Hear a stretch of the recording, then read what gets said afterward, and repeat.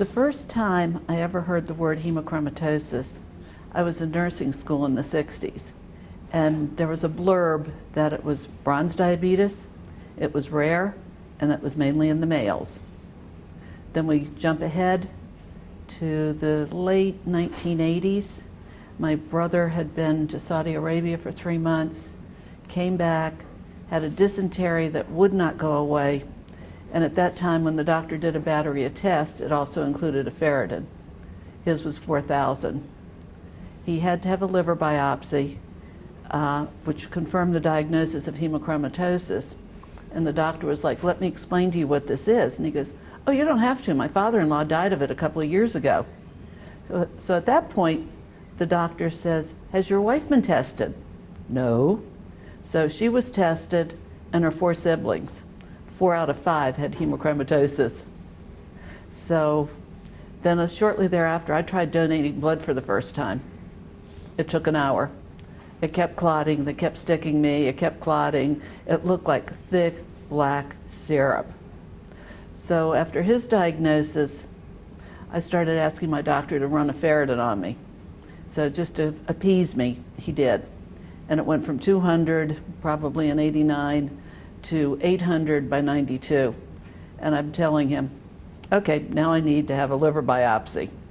I mean, who in their right mind asks for a liver biopsy? They hurt.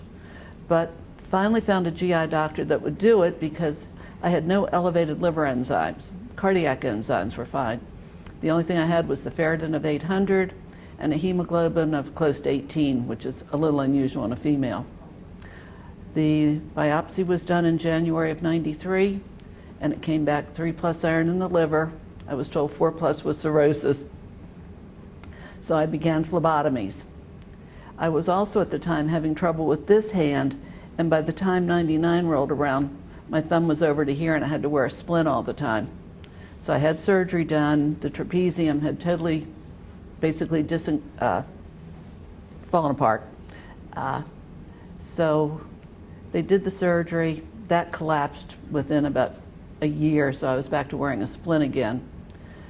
In 2002, I ended up having surgery on this hand, this foot, and this hand, a month apart, just because of the arthritis that was destroying my joints. Then in 2005, 2 toes on my right foot just totally dislocated without any type of injury. And the podiatrist that did the surgery to take the joint out, I asked him to test for iron, and the report came back siderosis, which is iron. When I look back after getting involved with IDI, I look back, I had an aunt that died in 1960, my father's sister, and she was as bronze as they come. She was 50, but quote, she was an alcoholic.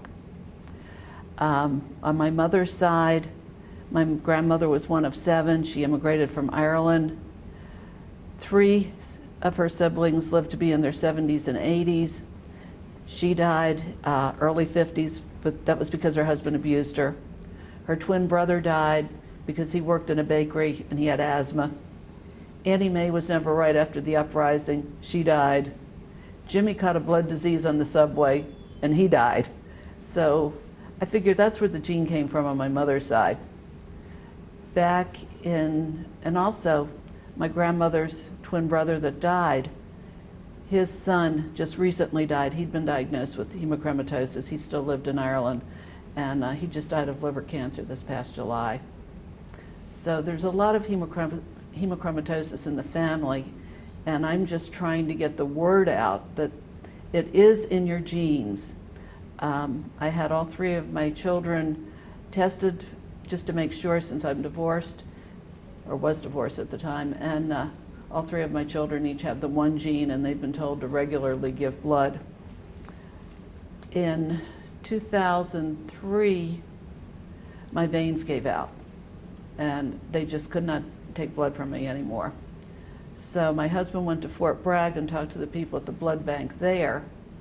So this wonderful lady said she'd try.